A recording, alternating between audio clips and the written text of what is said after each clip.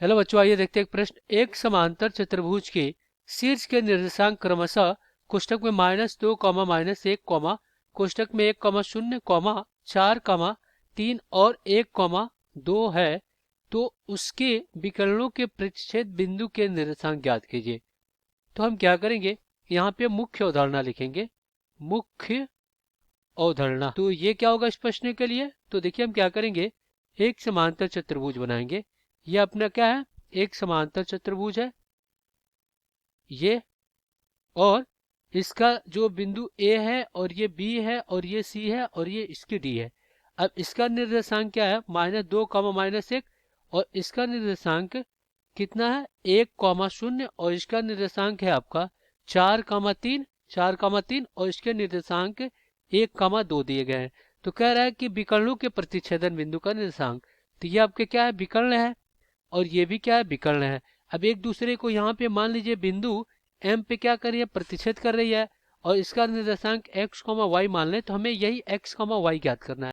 तो हमें पता है कि समांतर चतुर्भुज के विकर्ण एक दूसरे को मध्य बिंदु पे समद्विभाजित करती है, तो ये आपका क्या हो जाएगा, मध्य बिंदु। और हमें पता है कि अगर ये आपके पास एक रेखा है और ये क्या आपका बिंदु A है और ये आपका बिंदु B है, इसका निर्देशांक x1, y1, और इसका निर्देशांक x2, y2, और इसका यहाँ पे एक बिंदु P है, इसका निर्देशांक x3, y3 है। तो इस मध्य बिंदु का निर्देशांक क्या होता है, ये होता है x3, y3 बराबर में क्या होता है, ये होता है आपका x1 प्लस x2 और बटा में 2, y1 प्लस y2 और बटा में 2। ये होता है आपका सूत्र। अब हम क्या करेंगे, इसी का प्रयोग करके दिए गए प्रश्नों को हल करेंगे। तो देखिए अगर हम क्या करें, यहाँ पे विकर्ण AC को देखें तो इसके मध्य पे क्या है, M बिंदु, और जो कि इसका निर्देशांक x, y है। तो यहाँ पे कहेंगे कि x, y और बराबर में क्या हो जाएगा, ये हो जाएगा x1। तो ये आपका x1 है और ये y1 है, और ये x2 है और ये क्या है, y2 है। तो यहाँ पे आपका क्या हो जाएगा, x1 कितना है, -2, और प्लस x2 कितना है आपका 4, और बटा में 2 हो जाएगा। और इसी प्रकार y1 कितना है, -1 है, y2 कितना है, +3, और बटा में कितना हो जाएगा, ये हो जाएगा 2।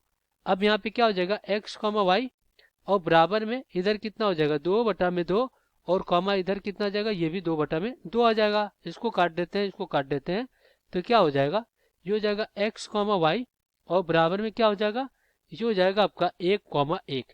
तो यहाँ पे लिखेंगे विकर्णों के प्रतिच्छेदन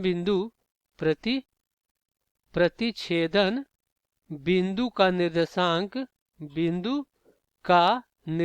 क्या हो जाएगा, निर्देशांक ये हो जाएगा आपका 1, 1।